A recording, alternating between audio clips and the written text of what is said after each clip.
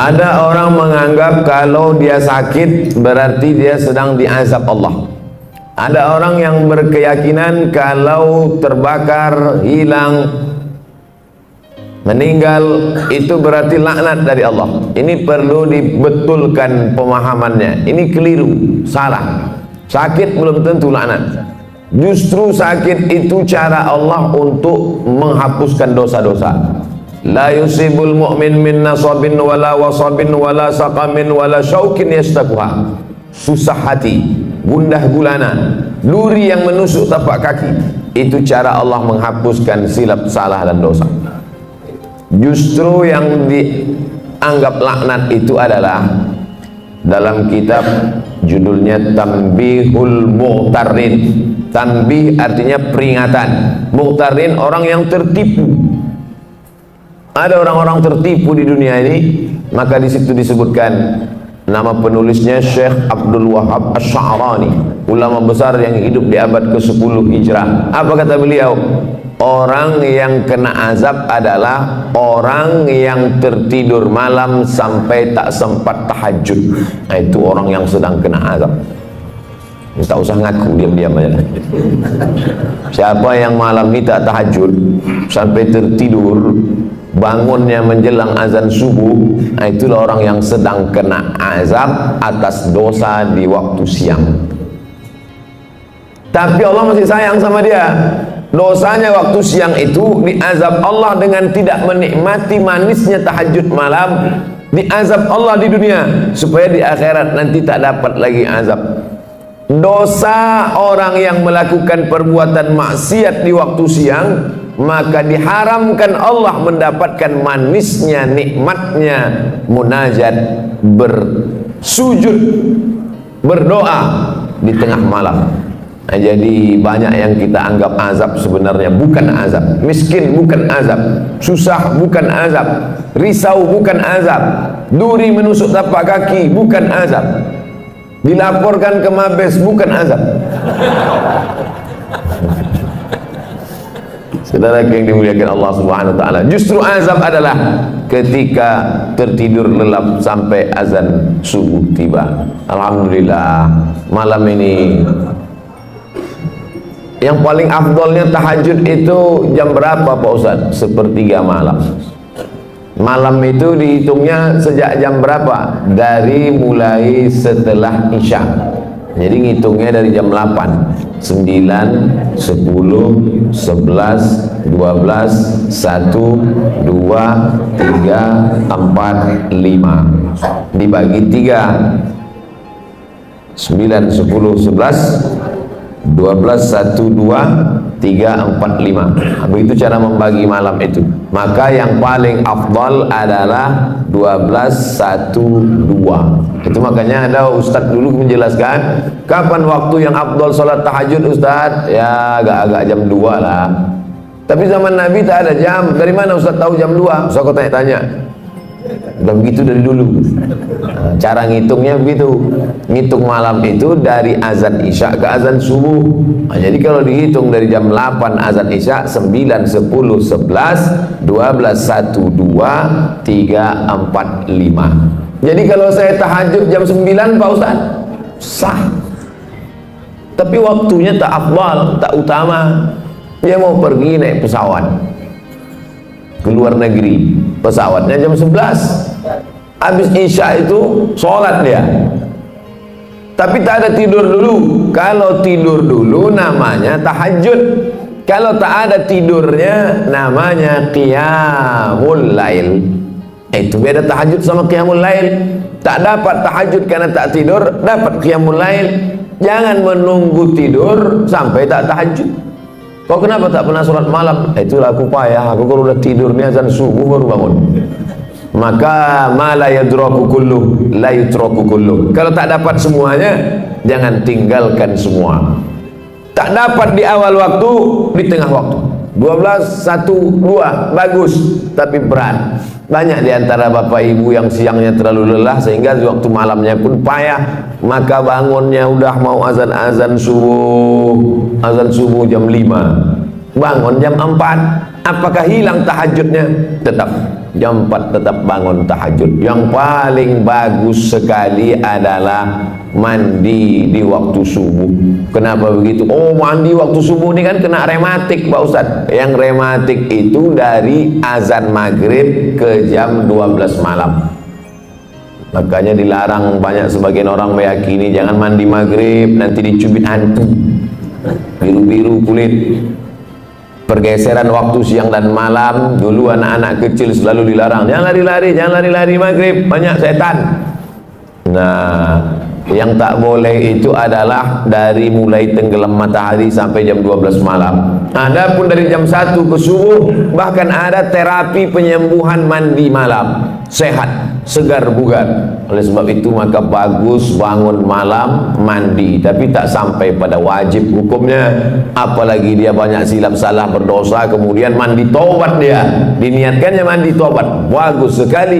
Ma min muslimin yuznibu dzamban, ada orang silap salah buat dosa, summa yatatahhar, bersuci dia. Suci ada 3, mandi, wudu, tayammum. Yang tak bisa mandi, wudu. Wudu pun tak bisa, kata dokter tak boleh kena air. Kalau kena air mati. Tayamum, belajar tayamum bagus. Yang tak bisa tayamum, tak mungkin tak bisa tayamum. Tak bisa tayamum sendiri, ditayamumkan. Boleh dia ditayamumkan, diajarkan tayamum. Tayamum pun tak bisa, mati je lah. Habis sudah batas limit waktu untuk beribadah kepada Allah Subhanahu wa ta'ala.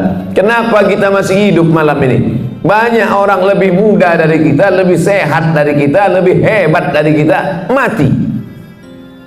Orang kalau nengok saya banyak, wah aku tengok gaya Ustaz ini tak lama lagi gitu. Banyak orang yang lebih sehat dari saya mati duluan, saya hidup. Ustaz sering-sering jogging biar agak segar sedikit, banyak habis jogging mati. Tapi jangan takut jogging gara-gara ini. Yang olahraga tetap. Kita sehat hidup hari ini bukan karena olahraga. Kita hidup ini bukan karena rajin check up. Kita hidup ini bukan alladzi khalaqal mauta. Allah yang menciptakan mati wal hayata. Allah menciptakan hidup dan mati. Untuk apa dibuat Allah ada hidup ada mati? Liyabluwakum ayyukum ahsanu amala. Allah ingin menguji siapa yang paling baik amal. Jadi kita masih hidup subuh ini, jangan sampai salah jawab. Pak, kenapa Bapak masih hidup sampai sekarang? Saya ini rajin jaga 4 sehat 5 sempurna. Banyak orang makannya sehat, dijaganya betul. Bapak makan ini takut kolesterol, Bapak makan ini takut darah tinggi, Bapak makan ini takut gula darah, menguap mati. Alladzi khalaqal mauta wal hayata, surat Al-Mulk juz 29, surat yang pertama. Allah ciptakan hidup mati ini, dibuatnya kita hari ini hidup, tujuannya untuk beramal. Makanya alhamdulillah kita balas semua nikmat Allah itu subuh ini, kita bangun buka mata langsung beramal. Apa amal yang pertama? Zikir. Alhamdulillahilladzi ahyana ba'dama amatana wa ilaihin nusyur. Dulu orang begitu kalau bangun tidur, bangun alhamdulillah. Dia enggak, sekarang begitu bangun langsung ambil HP. Bapak Ibu yang dimuliakan Allah Subhanahu wa ta'ala, setelah bersih apa salat yang paling bagus dilaksanakan? Salat sunat wudu. Dalilnya mana?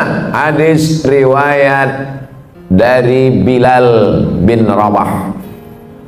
Bilal, ya Rasulullah, ku dengar suara selopmu dalam surga. Suara sendal bergesek ke lantai, kresek. Apa maknanya kalau kita dengar suara selop orang? Itu menunjukkan dia dekat, suara selopnya kedengaran. Sebagian orang begitu, ada juga sebagian lagi tak terdengar suara selopnya, tercium bau asapnya, merokok. Ku dengar suara selop sendalmu dalam surga, hai Bilal. Apa amal kau Bilal? Kata Bilal, aku tak pernah meninggalkan solat sunat setelah bersuci berwudu. Tak pernah dibuat Nabi, tak pernah disuruh Nabi, tak pernah diajarkan Nabi, tak pernah Nabi mengatakan, hai orang beriman, kalian kalau habis wudu solat sunatlah kalian. Tak pernah. Itu murni inisiatif, ide dari Bilal. Setiap habis wudu solat sunat dia, setiap habis wudu solat sunat dia. Lalu kemudian Allah tunjukkan kepada Sayyidina wa Maulana Muhammad sallallahu alaihi wasallam, ini balasan amal Bilal. Nabi bertanya, itu bukan Nabi tak tahu, Nabi mau ngasih tahu pada orang yang menuduh bahwa perbuatan baik itu jangan asal dilaksanakan. Nih perbuatan baik yang tak pernah dibuat Nabi tapi disetujui Nabi. Engkau masuk surga gara-gara amalmu wahai Bilal. Maka kita pun kalau mau ikut amal baik, habis wudu sholat sunat. Bagi yang pakai usolli sunnatal wudu raka'ataini lillahi ta'ala. Bagi al-wasliyah pakai usolli, Muhammadiyah tak pakai usolli. Allahu Akbar. Niatnya di mana? Dalam hati. Tak usah berkelahi antara al-wasliyah Muhammadiyah. Kau, aku dua-dua tak pernah buat. Parah. Seumur hidup tak pernah sholat sunat wudu agak sekali. Buatlah banyak-banyak Pak Ustaz, asal setiap habis wudu sholat sunat wudu. Bagus sekali. Lalu setelah sholat sunat, ayatnya Pak Ustaz terserah. Faqra'u ma tayassara minal Qur'an. Bacalah apa yang mudah bagimu dari Al-Qur'an. Ghairil maghdubi alaihim waladdallin. Amin. Apa yang ingat? Kebetulan orang baru balik haji. Ingat ayat haji? Wa atimmul hajja wal umrata lillah. Ayat apa ingat? Ayat tentang kurban Pak Ustaz. Inna a'tainakal kautsar fasholli li rabbika wanhar inna syani'aka huwal abtar. Apa aja ayat yang kau ingat, itu baca. Kalau tak baca ayat Pak Ustaz, sholatnya sah. Membaca ayat itu hukumnya sunnah. Tak dibacanya ayat sah. Tapi parah kali lah itu pula. Baca ayat pun tak bisa.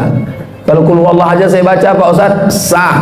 Ada sahabat Nabi membaca ayat dalam sunat, sholat sunat, dari mulai habis isya sampai azan subuh. Ayatnya tak diganti-gantinya, qul huwallah aja. Namanya Qatadah bin Nu'man. Nama kitab yang menceritakan Al-Musnad. Nama pengarang Al-Musnad Ahmad bin Hambal, meninggal tahun 241. Nama kerennya Imam Hambali. Hambal artinya karpet. Orang Medan bilang hambal karpet kan? Coba bawa hambal tuh, hambal. Imam Hambali, Ahmad bin Hambal. Di dalam kitab itu disebutkan, hadisnya sahih. Qatadah bin Nu'man sholat sunat dari isya sampai subuh, ayatnya qul huwallah, tak diganti-gantinya. Dilaporkan ke Nabi, ya Rasulullah, ini ada orang aneh ini, ayatnya tak diganti-gantinya, qul huwallah aja. Apa kata Nabi sallallahu alaihi wasallam? Innaha la ta'dilu sulusal Qur'an. Qul huwallah itu sama dengan sepertiga Quran. Dibacanya bolak-balik dari isya sampai subuh, maka dia sudah seperti menghatamkan Quran berkali-kali. Jadi yang hafal qul huwallah jangan berkecil hati. Ini nilai betul-betul begini Pak Ustaz. Bapak Ibu yang dimuliakan Allah Subhanahu wa taala, setelah selesai sholat sunat wudu, bagus lagi sholat sunat taubat. Asal disebut tau, terbayang toco. Makan tak salah, tapi makan dalam Islam itu tujuannya liyuqima sulbahu, menegakkan tulang belakang. Ini Bapak Ibu bisa tegak tulang belakang ini kan karena makan semalam. Coba kalau tak makan, asal agak-agak mau duduk tumbang. Oleh sebab itu maka masalah makan tak salah. Kulu, makanlah. Washrabu, minumlah. Wala tusrifu, jangan berlebih-lebihan. Lalu kemudian sholat sunat taubat. Usolli sunat taubat raka'ataini lillahi ta'ala. Apa dosa saya Ustaz? Kenapa saya mesti sholat sunat taubat? Dosa saya apa? Dosa engkau karena kau mengaku tak berdosa, itulah dosa. Jangan sangka dosa itu mencuri, merampok, berzina, minum khamar. Mengaku tak berdosa, itu sudah dosa. Kenapa begitu? Karena Nabi Muhammad sallallahu alaihi wasallam, apa kata Nabi? Inni tubtu ila rabbi, aku bertobat sehari semalam. Istaghfartu, aku beristighfar sehari semalam aktsar min mi'ati marrah, lebih dari 100 kali, atau kama qala Rasulullah sallallahu alaihi wasallam. Apa dosa Nabi? Mana ada dosa dia?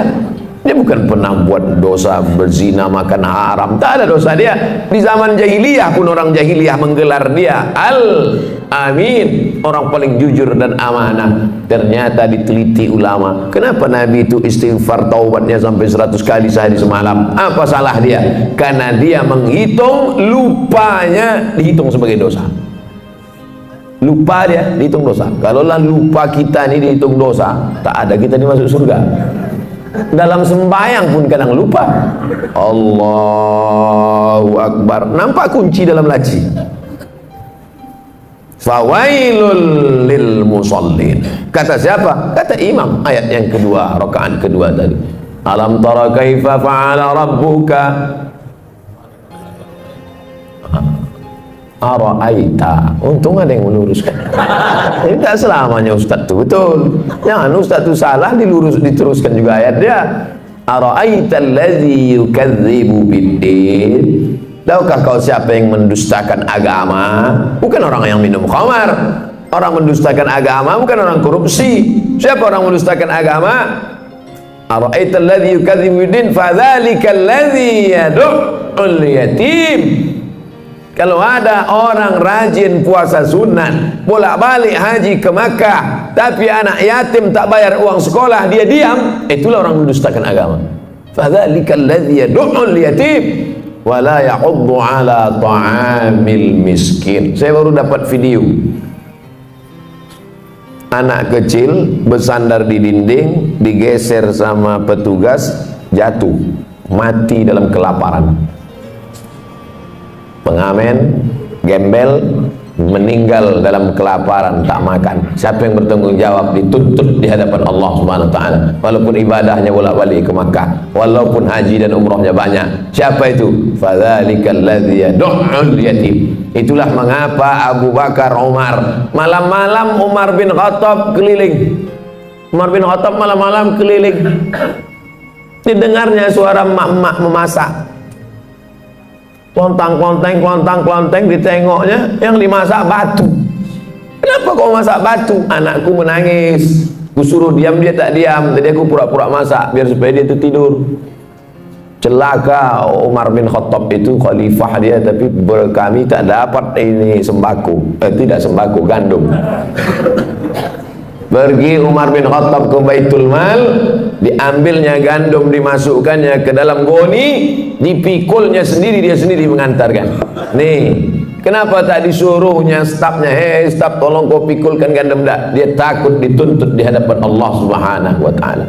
Berjalan lagi Umar bin Khattab di suatu malam, belusukan dia tengah malam, didengarnya ada suara ibu-ibu menyuruh anak gadisnya membungkus air susu kambing. Bungkus nak, bungkus. Ya mak, bungkus cepat sikit, besok kita jual. Ya, kau campur sikit pakai air. Campur pakai air. Kenapa kita campur pakai air? Nanti kalau tahu Umar bin Khattab, mana dia tahu, dia sedang tidur di rumah. Umar bin Khattab sedang nguping. Ditandai Umar bin Khattab rumah. Umar bin Khattab tak tahu. Umar bin Khattab tak tahu mak, tapi Allah melihat. Siapa yang sedang menengok perbuatan kita ini? Dia. La ta'khudhuhu sinatun wala naum. Ditandai Umar bin Khattab rumah. Itu rumah. Besok disuruhnya utusan, kau cari rumah di sekian-sekian gang sekian, cari anak gadisnya, mau kita pinang. Untuk anak dia, bukan untuk dia. Itu beda Umar dulu sama Umar sekarang. Yang namanya Pak Umar yang tersinggung pula. Itu singgung, sakit hati, lapor juga ke polisi. Payah kali lah ceramah ini sekarang. Begitulah orang-orang yang merasa tak berdosa, ternyata kalau dihitung dosa menurut Nabi Muhammad SAW, ditengok dosa menurut Umar bin Khattab, dosa yang sekarang kalian tengok sebesar ujung rambut, di zaman sahabat Nabi menengok itu sebesar bukit Uhud.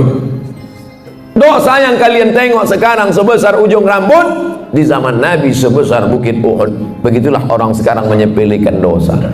Kau kan berdosa. Alah, tak banyak kali, tetangga kita lebih parah dari curi. Menyepelekan dosa. dosa besar, dosa kecil, bukan ditengok dosanya, tapi di hadapan siapa dosa itu dilakukan. Bukan ditengok besar kecil dosa, tapi di mana dan di hadapan siapa dilakukan. Ngupil, maaf cakap, ngupil ngorek tai hidung, mana pula dosa? Carilah ayat Quran yang melarang ngorek hidung, tak ada. Tapi coba kalau dilakukan di istana negara, diliput 10 stasiun TV live. Diundang ke istana, dapat penghargaan, pas sedang duduk-duduk ngupil. Semua TV, RCTI, SCTV, MNC TV, TVRI, semua live. Itu jadi berita besar apa tak besar? Besar. Semua orang menengok. Kalau perbuatan kecil ditengok orang banyak menjadi besar, bagaimana dengan perbuatan kita yang disaksikan oleh yang maha besar? Oleh sebab itu maka jangan pernah menyepelekan yang kecil. Inti yang ingin saya sampaikan, jangan sampai merasa tak berdosa. Kita ini banyak silap, banyak salah, banyak salah. Apa dosa saya? Apa dosa saya? Apa silap saya? Saat kau merasa tak bersalah, tak bersilap, tak berdosa, saat itu engkau adalah orang paling banyak berbuat silap, salah dan dosa. Yang paling afdal solat sunat taubat. Yang sudah melaksanakan alhamdulillah, yang belum besok malam mudah-mudahan masih hidup lagi. Setelah sholat sunat taubat, ini mesti nih Pak Ustaz, namanya juga sunat. Ini kan cerita kita nih sunat, bukan wajib. Kalau perintahnya kuat, wajib. Kalau tidak kuat, sunat. Larangannya kuat, haram. Larangannya tak kuat, makruh. Tak disuruh, tak dilarang, mubah. Nah, ini 5 kotak ini jangan digeser-geser. Perintahnya kuat, wajib. Tak kuat, sunat. Larangannya kuat, haram. Kurang kuat, makruh. Tak disuruh, tak dilarang, mubah. Jangan digeser. Yang sunat dinaikkan ke wajib, yang makruh dinaikkan ke haram. Sesak napas orang. Udah diatur itu semua sama ulama fikih. Nama ilmunya fikih. Orang yang paham fikih itu disebut faqih. Itu tuan faqih itu. Apa arti faqih itu? Entahlah, dari dulu dah gitu. Siapa tanya-tanya. Nama ilmunya fikih.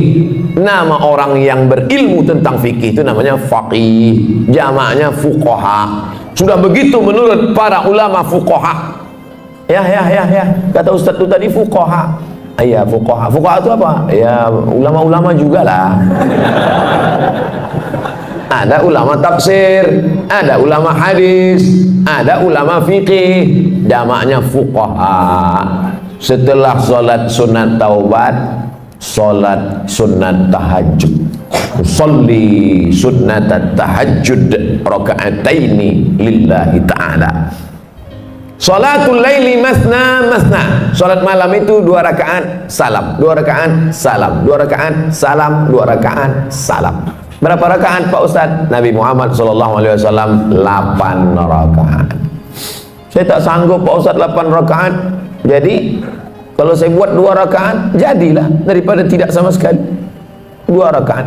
Ada orang-orang dulu pernah membuat 2 rakaat nih Pak Ustaz. Ada. Utsman bin Affan pernah buat 2 rakaat. Rakaat pertama 15 juz. Rakaat kedua 15 juz. Kalau rakaatnya banyak, ayatnya pendek-pendek. Siapa itu? Anaknya cerita. Nama anaknya Abdullah. Nama ayahnya Ahmad. Abdullah bin Ahmad. Nama atuknya Hambal. Abdullah bin Ahmad bin Hambal.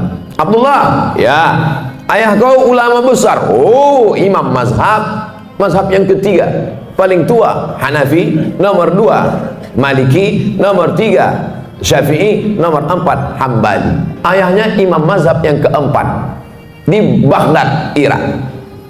Ayah kau ulama besar. Ulama besar, hebat. Berapa rakaat sembahyang malamnya? 300 rakaat. 300 rakaat.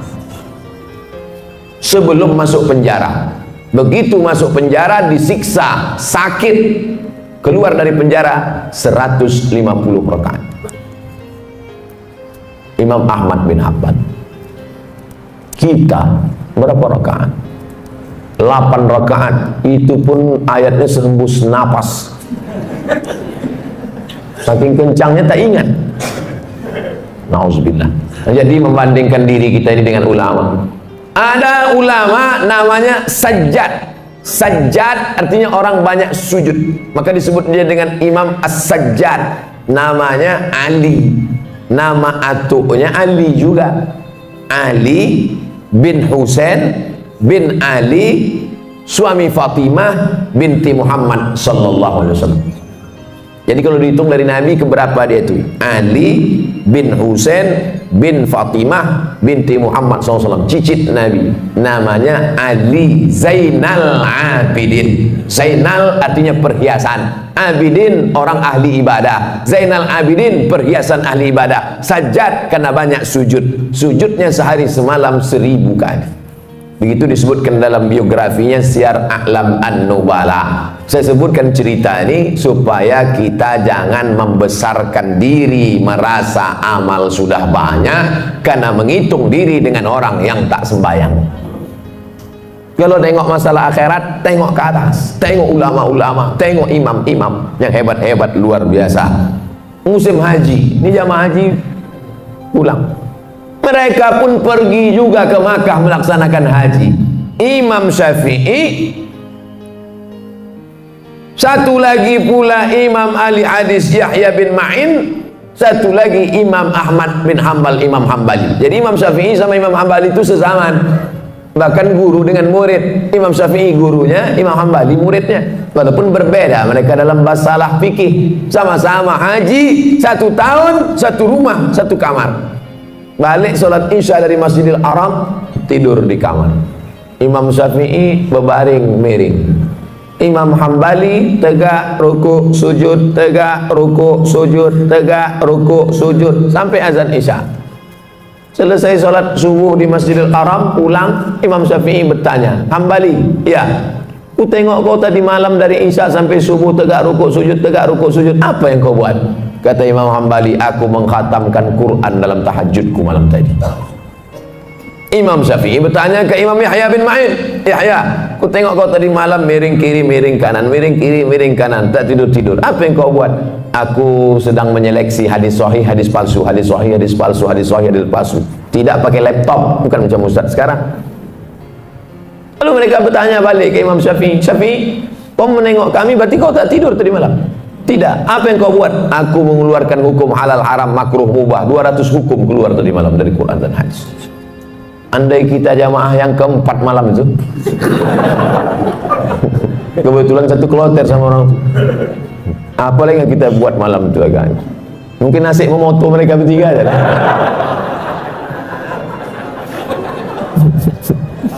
Begitulah kita kalau dibandingkan ulama salaf. Itu yang salaf tuh. Salaf artinya hidup di abad 3 pertama. Yang kata Nabi, khairul qurun qarni, sebaik-baik abad adalah abadku, tsummal ladzina yalunahum, seabad sesudah itu, tsummal ladzina yalunahum, seabad sudah itu. 3 abad pertama ini disebut dengan generasi salaf. Jadi kalau ada orang sekarang mengatakan saya salaf, salaf kudis. Yang betul itu adalah kita pengikut ulama salaf, bukan kita nih salaf. Salaf kaki 3 ialah pengikut ulama salaf kita ini, mengikut akhlak mereka, mengikut ibadah mereka. Kalau kita ikut mereka, maka kita akan bisa bersama dengan mereka dalam surga Jannatul Firdaus. Nabi Muhammad sallallahu alaihi wasallam. Nah, setelah dapat 8 rakaat mengikut Nabi sallallahu alaihi wasallam, Nabi itu 8 rakaat. Ya, yang menengok siapa? Istri dia, namanya Ummul Mukminin, ibunya orang beriman Sayyidatuna Aisyah radhiyallahu anha. Aku tengok Nabi salat. Berapa rakaat Nabi salat? Kata dia 11 rakaat. Karena 8 ditambah 3 ditutup dengan witir. Ij'alu akhira salatikumul laila al-witra. Jadikanlah salat malam kalian yang terakhir ditutup dengan witir. Makanya habis tahajud 8 tuh tutup witir. Usolli sunnatal witri thalatha raka'atin. Bagi yang mau 3 rakaat 1 salam, tidak pakai tasyahud awal supaya tak sama macam maghrib. Tapi bagi yang mazhab Syafi'i dibuat dia 2-1. Witir kan ganjil Pak Ustaz, ya. Lalu yang 2 itu apa namanya? Syafa' wal fajri walayalin ashri wasyaf'i wal watri. Watri ganjil, syafa' genap. Jadi sholat 2 rakaat dulu. Usolli sunnata syaf'i ma'al witri. Aku sholat syafa' 2 rakaat sepaket dengan witir lillahi ta'ala. Habis itu baru sholat witir 1 rakaat. Dia masih 3. Pilihlah. Masjid ini kemarin waktu bulan Ramadan witirnya 21 atau 3 rakaat 1 salam. 21 dengan 3 rakaat 1 salam. Dalam mazhab Syafi'i lebih afdal 21, karena yang 2 rakaat 1 salam itu iftitahnya 2 kali, tasyahudnya 2 kali, lebih banyak amalnya. Tapi saya tak menyalahkan yang 3 rakaat 1 salam tanpa tasyahud awal supaya tak sama dengan maghrib, karena ada juga dalam pendapat para ulama. Tak perlu mempermasalahkan yang tak masalah sehingga menjadi masalah. Disitulah letak masalahnya. Nah, habis witir, sholat hajatnya kapan Pak Ustadz? Kalau mau sholat hajat bisa sebelum tahajud tadi atau di sela-sela dari tahajud ke witir. Yang penting setelah habis witir tutup selesai. Waktu menjelang azan subuh, apa yang perlu kita lakukan? Wabil ashari hum yastaghfirun. Paling bagus di waktu sahur menjelang azan subuh banyak-banyak beristighfar. Ambil tasbih, istighfar. Astaghfirullahaladzim, astaghfirullahaladzim, astaghfirullahaladzim. Tasbih-tasbih yang tergantung di kaca spion itu cabutlah. Udah lama betul mobil itu bertasbih dah. Jangan sampai mobil itu masuk surga, awak masuk neraka. Cabutlah, cabut. Besok cabut. Astaghfirullahaladzim, astaghfirullah. Man lazimal istighfar, siapa yang memperbanyak istighfar, 3 balasan orang banyak istighfar. Ja'alallahu lahu min kulli dhiqin makhraja. Kesempitan hidupnya dikasih Allah kelapangan. Wa min kulli hammin faraja. Kesusahannya diberikan Allah kesenangan. Wa razaqahu min haitsu la yahtasib. Dikasih Allah rezeki dari jalan yang tak disangka-sangka. Hati susah senang bukan karena harta, karena banyak orang kaya raya mati bunuh diri karena hatinya sempit. Orang yang disempitkan Allah dadanya, dipendekkan Allah pandangan matanya, sejengkal saja dia menengok dunia, mudah stres, depresi. Angka bunuh diri terbesar di dunia bukan di Indonesia. Bukan karena PHK, bukan karena tak ada kesempatan kerja, bukan karena miskin rakyat jelata. Angka bunuh diri terbesar di dunia di Eropa dan Amerika yang kaya raya. Kenapa? Stres, depresi. Mereka pakai mobil mewah, pakai baby Benz, pakai BMW, kena penyakit insomnia, tak bisa tidur malam. Orang kita naik Sudako itu tidur. Sampai ke Simpang Marendal, padahal mau belanja ke Simpang Limun. Bayangkan itu. Bapak Ibu pikir tidur ini masalah sepele. Berapa banyak orang kaya tak bisa tidur, makan pil tidur. Betul tak cerita? Oleh sebab itu kalau ada kawan tertidur, diamkan aja. Itu dia sedang dalam nikmat yang besar. Bapak Ibu yang dimuliakan Allah Subhanahu wa taala. Oleh sebab itu maka Allah taala beri kelapangan hati kepada Nabi Musa alaihi salam dalam doanya, Rabbishrahli, lapangkan dada ni ya Allah, karena dunia ini penuh dengan masalah. Nabi Muhammad SAW juga dilapangkan Allah dadanya. Apa kata Allah? Alam nasyrah laka, minta kelapangan hati. Kalau cerita masalah sempit sekarang ini, saya yang paling sempit hati saya. Saya sedang dilaporkan. Tapi karena didoakan oleh para jamaah, terutama yang paling banyak mendoakan saya, inilah panitia masjid subuh nih. Ya Allah, kami sudah memasang tenda di belakang tuh. Kalau sampailah Ustadz tuh stres tak bisa ceramah, hancurlah program kami. Bapak Ibu yang dimuliakan Allah Subhanahu wa taala, dengan berzikir, bersolat, bertasbih, beristighfar bukan berarti manusia tidak menghadapi masalah, karena dunia tempat masalah. Tapi dengan berzikir, bertasbih, beristighfar adalah merubah cara kita menghadapi masalah. Allah berikan kelapangan hati, Allah berikan kesabaran, Allah berikan. Banyak orang-orang soleh itu mati di tiang gantungan. Siapa contohnya? Tonton film Umar Mukhtar, pejuang dari Libya yang menggantungnya Mussolini. Said Qutb meninggal di tiang gantungan. Pagi-pagi pas mau dia digantung itu, malam tuh mimpi dia menengok Nabi Muhammad sallallahu alaihi wasallam. Cerita tentang dia mau digantung malamnya jumpa Nabi itu diceritakan dalam ceramah ulama besar dari Mesir namanya Syekh Abdul Hamid Kishi. Syekh Abdul Hamid Kishi. Pas mau digantung pagi itu tersenyum dia. Nampaknya tiang gantungan itu macam tangan bidadari sedang melambai. Tak sabar dia mau mati menghadap Allah Subhanahu wa taala. Bukan macam orang-orang stres yang mau disuntik mati, ketakutan, ada permintaan macam-macam. Kau mati ni mau minta apa? Lontong sayur gitu. Saudara yang dimuliakan Allah Subhanahu wa taala, hidup ini hanya tempat persinggahan sejenak dalam perjalanan panjang sementara sampai ke tujuan. Hidup ini tak sampai seperti setengah sayap nyamuk. Bukan sayap pesawat, sayap nyamuk. Hidup ini hanya setetes. Kalau dapat jangan sombong, karena yang kau dapat cuma setetes. Yang kaya raya, yang pejabat, yang hebat, cuma setetes. Yang tak dapat pun jangan terlalu sedih, karena yang tak dapat itu pun cuma setetes.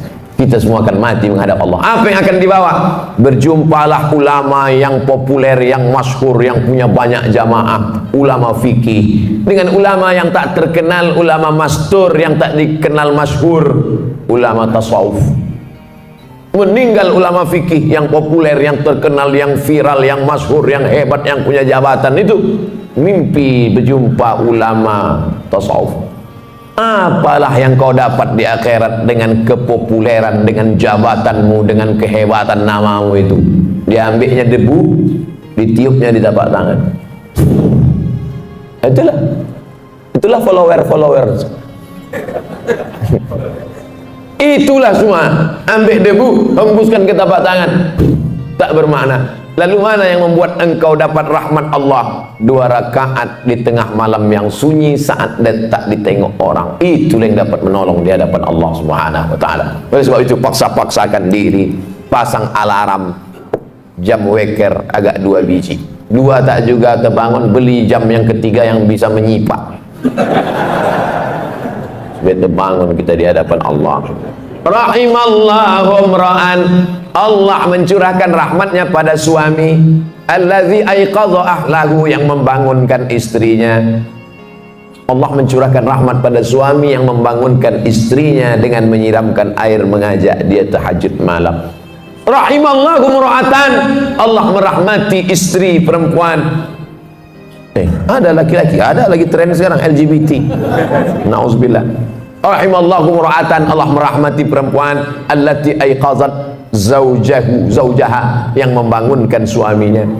Al-mu'minun suami, wal mu'minat istri, ba'dhum awliya'u ba'd, saling tolong menolong dalam hal kebaikan walaupun kewajibannya itu suami.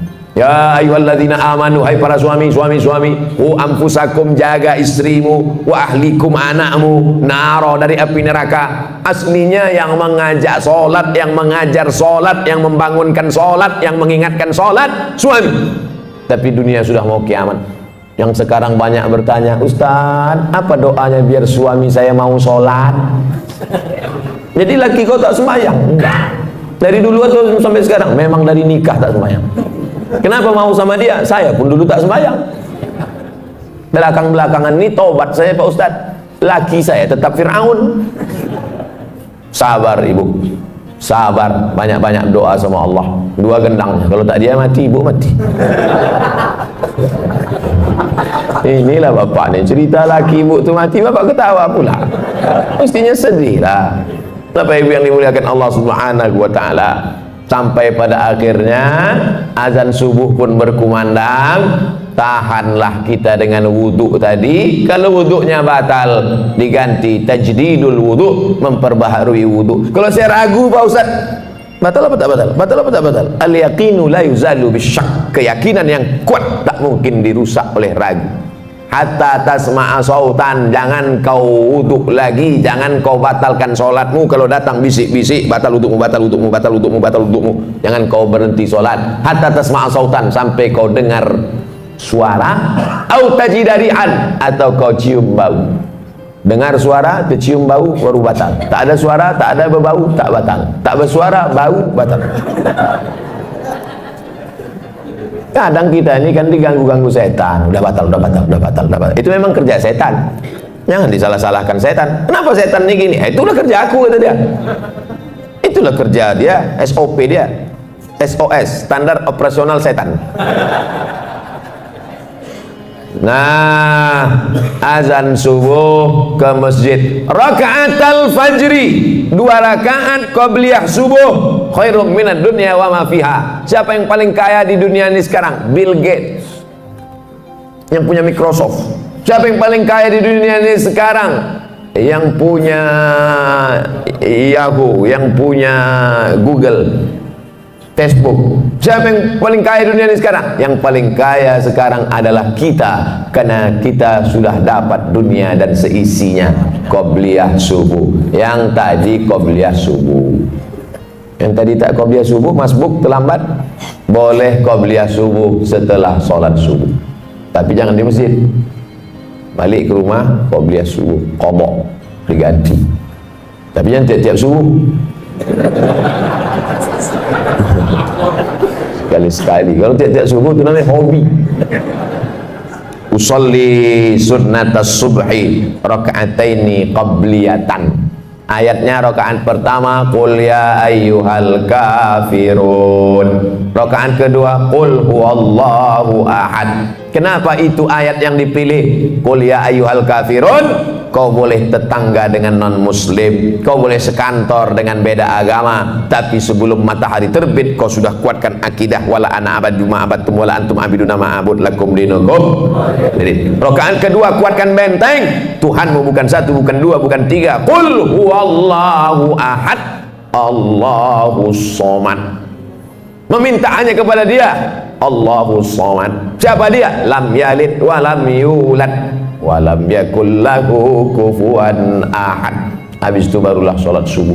Kalau qabliyah subuhnya saja lebih baik daripada dunia dan seisinya, apalagi sholat subuhnya. Kalau sudah sholat subuh macam sholat Jumat begini, ini tanda Palestina tak lama lagi akan merdeka.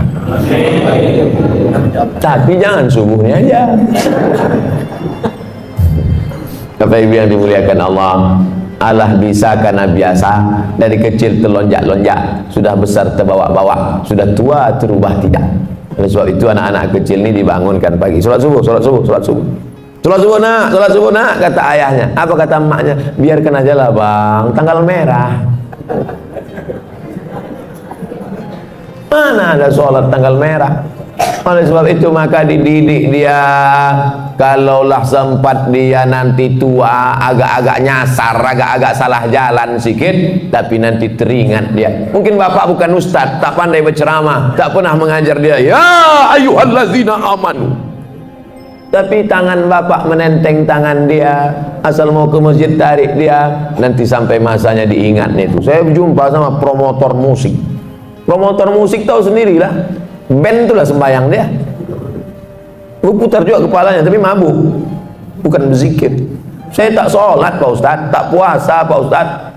Kalau sudah membawa grup musik tur 6 bulan, dari mulai Aceh, Medan, Riau, Jambi, Palembang, Lampung, Bengkulu, 6 bulan. Tur lagi Kalimantan, tur lagi, sampai akhirnya suatu petang duduk saya di atas pentas musik mau show nanti malam, habis masang-masang lampu segala macam, pas matahari mau tenggelam nampak saya merah di ufuk barat, terdengar suara azan. Allahu Akbar, Allahu Akbar. Pas sedang itu teringat saya almarhum ayah menenteng tangan saya ke masjid dulu waktu kecil. Saya tinggalkan semua, tawat saya. Betapa kenangan kecil ke masjid berkesan luar biasa. Oleh sebab itu jangan pernah bosan, jangan pernah muak. Kenapa? Boleh jadi di situ nanti titik Allah mengingatkan memori dia, nyasar-nyasar dia, salah jalan dia, pakai narkoba dia, diskotik dia, tapi akhirnya dia berputar, dapatnya jalan balik menuju jalan Allah Subhanahu wa ta'ala. Salat subuh. Ustadz besok jadi imam ya? Jangan dulu, suara saya ini sedang keras. Suara berceramah ini keras, dibawa menjadi imam macam kopi kering bunyinya. Alhamdulillah. Makmum di belakang macam tak ada aja imam lain. Kita tahu diri. Teman-teman petantang Ustaz, silakan maju Pak Ustaz. Iya, kita ukur diri kita. Ada imam yang lebih layak maju, biarlah imam tetap aja Pak maju. Yang kedua, saya tak mau maju ini petantang takut salah adab. Rupanya di masjid itu tak pakai kunut, awak berkunut. Rupanya masjid itu berkunut, kita tak berkunut. Gara-gara kunut, kata jamaah, Ustaz itu tak berkunut, tak usahlah kita dengar ceramahnya. Kunut ni hukumnya sunat abad dalam mazhab Syafi'i. Kalau lupa baca kunut, sujud sahwi. Imamnya lupa, sujud sahwi. Makmumnya ikut sujud. Allahu Akbar, subhana man la yanamu wa la yasbu. Maha suci Allah yang tak tidur dan tak lupa. Allahu Akbar, duduk, sujud lagi. Subhana man la yanamu wa la yasbu, baru salam. Assalamualaikum warahmatullahi. Menurut mazhab Syafi'i. Rupanya masjid kita tadi berkunut. Allahumma hdina fi man hadait. Makmum tinggal amin, 5 amin. Allahumma hdina fi man hadait, amin. Wa afina fi man afait, amin. Wa tawallana fi man tawallait, amin. Wa barik lana fi ma atait, amin. Wa qina bi rahmatika syarra ma qadait, amin. Sisanya tak diaminkan, baca sendiri. Fa innaka taqdi wa la yuqda 'alaik wa innahu la yadhillu man walait wa la ya'izzu man hadait, tabarakta rabbana wa ta'ala. Falakal hamdu 'ala ma qadait, nastaghfiruka wa natubu ilaik. Tutup dengan selawat. Wa sallallahu ala sayyidina Muhammadin nabiyil ummi wa ala alihi wa sahbihi wa baraka wa sallam. Tak hafal Pak Ustaz, gerak-gerakkan air mulut. Doa sunat, diam aja, diam. Yang wajib itu rukun Fatihah. Sunat baca, tak bisa baca, diam. Ingat Allah Subhanahu wa ta'ala. Lalu kemudian setelah sholat pula kita tak keluar masjid. Ma min muslimin yuznibu dzamban man shallal ghadata fi jama'atin. Siapa yang sholat subuh berjamaah, summa qa'ada yadhkurullah, habis sholat dia tak keluar masjid tapi duduk berzikir. Majlis ilmu ini majlis zikir, karena yang kita bahas, kita ceritakan tak ada lain Quran, hadis, pendapat ulama. Quran, hadis, pendapat ulama. Siapa yang sholat subuh berjamaah, duduk berzikir mengingat Allah, hatta tatul asyam, sampai terbit matahari. Mudah ngitungnya. Sekarang maghrib jam berapa? Jam 6.39. Nanti sholat isyraq mulai jam 6.39. Tapi tak berlaku di Saudi Arabia. Ini untuk Indonesia tropis. Bagi yang payah untuk menghitung kapan mulai sholat sunat isyraq, maka 6.39 sholat sunat isyraq. Syarat sholat sunat isyraq 3: sholat subuh berjamaah, duduk berzikir mengingat Allah sampai terbit matahari. Sholat sunat isyraq 2 rakaat. Usolli sunnatal isyraq, pakai qaf. Isyraq artinya terbit matahari. Kalau pakai kaf, isyraq syirik. Kau sembahyang apa tadi? Sembahyang isyraq, sembahyang syirik lah. Nama waktunya syuruq, nama sholatnya isyraq. Usolli sunnatal isyraq raka'atain lillahi ta'ala. Nanti kita sholat sunat isyraq. Habis ini saya jawab pertanyaan. Sholat sunat isyraq 2 rakaat. Hadis riwayat Tirmidzi, status hadis hasan, layak diamalkan. Siapa yang sholat subuh berjamaah, duduk berzikir mengingat Allah sampai terbit matahari, sholat sunat isyraq 2 rakaat, apa pahalanya? Kanat lahu ka ajri hajjatin wa umrah, dapat pahala macam haji dan umrah. Tamah, sempurna.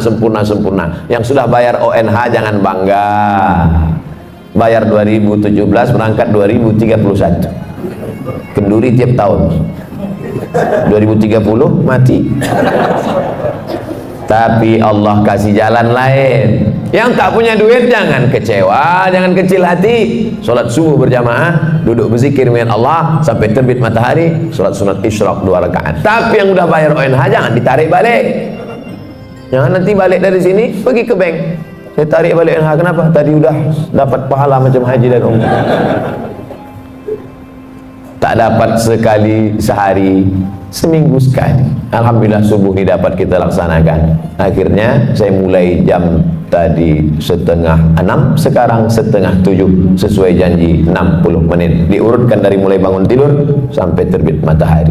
Selanjutnya kita jawab pertanyaan. Nanti selesai ini kita masing-masing langsung sholat sunat isyraq masing-masing.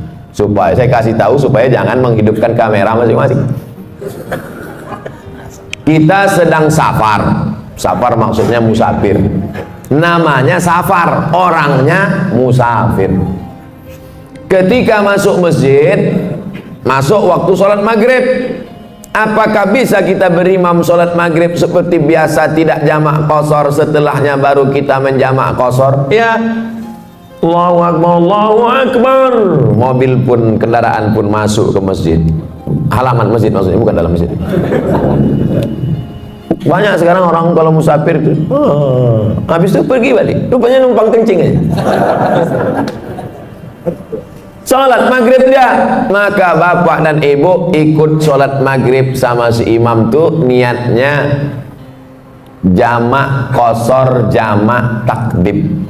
Setelah salam dia tegak. Kalau sendirian qomat sendirian. Kalau kebetulan rombongan angkat satu jadi imam. Sholat isya jamak qasar, jamak takdim. Udah selesai. Kasusnya sekarang zuhur. Pas zuhur ikut imam, jamak qasar, jamak takdim.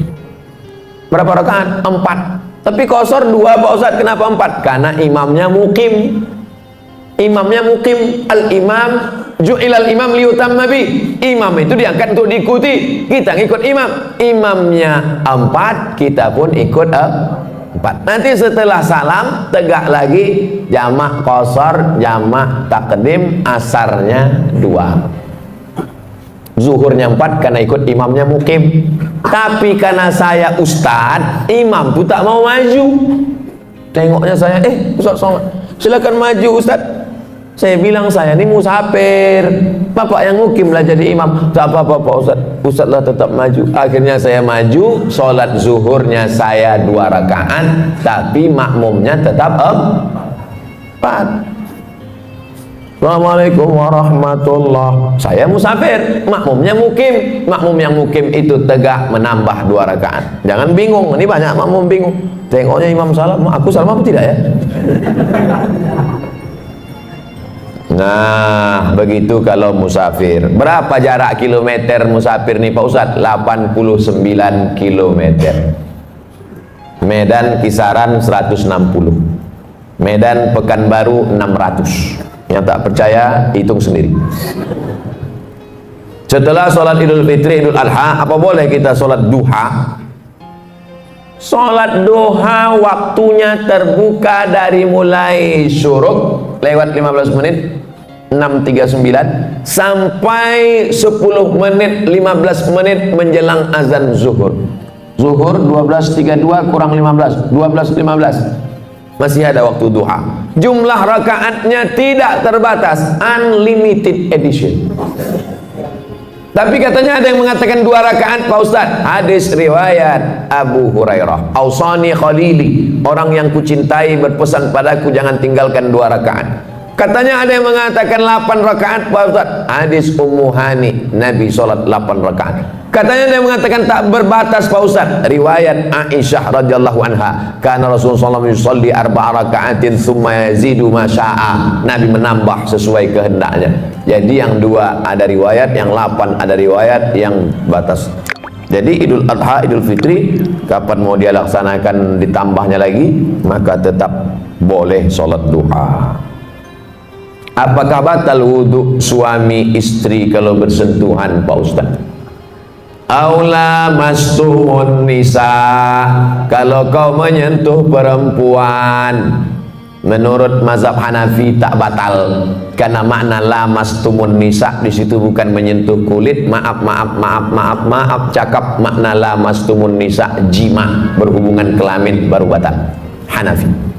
Mazhab Maliki mengatakan bersentuh kulit kalau bersyahwat baru batal, kalau tak ada syahwat tak batal. Kebetulan kawan-kawan saya dari Muhammadiyah pakai majelis tarjih, mereka tarjihkan mazhab Maliki ini dalam masalah bersentuhan. Makanya dia sebelum pergi ke kantor salam, mama papa pergi dulu ya, sampai di kantor sholat duha dia. Kau tak wuduk lagi? Tak batal, aku tak nafsu sama dari waktu salam. Mazhab Syafi'i makna lamastumun nisa, bersentuhan kulit, bernafsu ataupun tak bernafsu batal. Al-Wasliyah pakai mazhab Syafi'i, makanya asal bersentuhan batal. Apalagi tinggal di Medan, Sungai Deli, di tepi sungai, air banyak. Saya jelaskan tiga-tiga ini supaya kita tak berkelahi masalah ini. Nanti datang orang jamaah tabligh dari India, Pakistan, Bangladesh, mazhabnya Hanafi, tak kita salahkan. Dia misalnya jalan sama istrinya, lalu kemudian pegang tangan, lalu kemudian dia sholat, oh ini aliran sesat ini. Karena kita berwudu, dia tak berwudu, selama masih ahlus sunnah wal jamaah. Ustadz sendiri pakai yang mana? Saya pakai mazhab Syafi'i. Asal bersentuh batal, saya wudu balik. Asal bersentuh batal, saya wudu lagi. Tapi dia tak salahkan Hanafi dengan Maliki. Guru-guru saya di Maroko mazhabnya Maliki. Gimana mau saya salahkan mazhab Maliki? Salah mazhab Maliki, murid durhaka lah saya.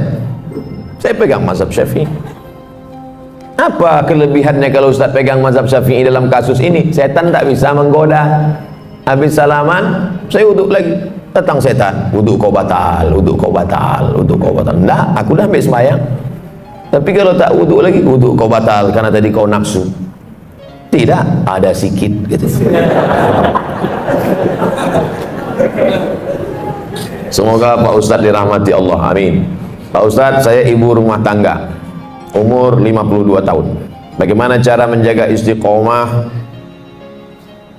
Sering-sering ziarah kubur. Apalagi yang suka ke mall, sering-sering nengok ziarah kubur. Pergi ke tempat belanja, shopping, mengejar dunia. Mau itu, mau ini, mau itu, mau ini, sampai tas kulit, baju, 3 lemari. Mati, habis diambil bini abang itu yang baru. Tapi kalau kita mengingat mati, secukupnya hidup bersahaja. Adapun kelebihan duit, berikan, bayarkan sekolah anak yatim, kasih makan fakir miskin, membuat kita istiqomah. Sering-sering menengok orang sakit, sering-sering menengok orang mati, sering-sering mengingat mati, hidupkan pengajian-pengajian. Siapapun ustadz yang berceramah ke masjid ini, datang, duduk, diam, dengar. Ngantuk-ngantuk sedikit diampunkan Allah SWT. Apa hukum menyambut tahun baru Pak Ustadz? Tahun baru Hijriah sepakat ulama diawali pada masa pemerintahan Umar bin Khattab. Ketika itu gubernur namanya Abu Musa al-Ash'ari berkirim surat, malu kita tak punya kalender. Akhirnya bermusyawarah sahabat, ditetapkanlah 1 Muharram sebagai tahun baru Islam, Hijrah namanya. Adapun Masehi, kita baru pakai kalender Masehi sejak Republik Indonesia ikut anggota PBB. Dulu nama kalendernya itu kalender Julian, karena Julian itu adalah kaisar Romawi yang membuat kalender Julian. Bulan 1 dibuat nama patung, namanya Januari. Januari itu kepalanya 2. Carilah patung Januari di internet. Patung Januari, kepalanya 2, satu ke muka, satu ke belakang. Itu maka dibuat dia bulan 1, karena dia meninggalkan 2019 menatap 2020. Romawi punya, sebelum Nabi Isa alaihissalam. Lalu kemudian kalender Julian ini diambil dari Romawi, dibawa ke Vatikan Roma pada masa Paus Gregorius. Makanya kalender itu berubah, sekarang namanya menjadi Gregorian Kalender. Dari Kaisar Julian ke Paus Gregorius. Ketika terbentuk PBB, Persatuan Bangsa-Bangsa, bingung mau pakai kalender mana. Akhirnya disepakatilah pakai kalender Gregorian Kalender. Dikirimkanlah ke seluruh dunia memakai kalender. Supaya sepakat, jangan sampai salah tanggal. Nanti jangan sampai PBB pakai Gregorian, Indonesia pakai Hijriah. Akhirnya clash, supaya sepakat tanggalnya, dipakailah seluruh anggota PBB memakai Gregorian kalender. Supaya tahu kita sejarah kalender ini datangnya dari mana, Romawi, Vatikan, barulah sampai ke kita. Makanya surat-surat sultan dulu, Sultan Delhi, Sultan Serdang, Sultan Langkat, Iskandar Muda Aceh, bahkan Sultan Jogja, semuanya pakai kalender Hijriah atau kalender Jawa, tahun Saka. Nah, ini tentang sejarah kalender. Tapi gubernur bupati kita di Indonesia sudah bagus banyak. Malam tahun baru itu supaya anak muda tidak mabuk, tidak geng motor, tidak pesta narkoba sampai pagi, dibuatlah acara zikir. Tahun lalu 2019 wali kota Langsa membuat zikir bersama live TV One tahun lalu, supaya anak-anak muda ini dialihkan perhatiannya. Kalau tidak mereka mabuk sampai pagi.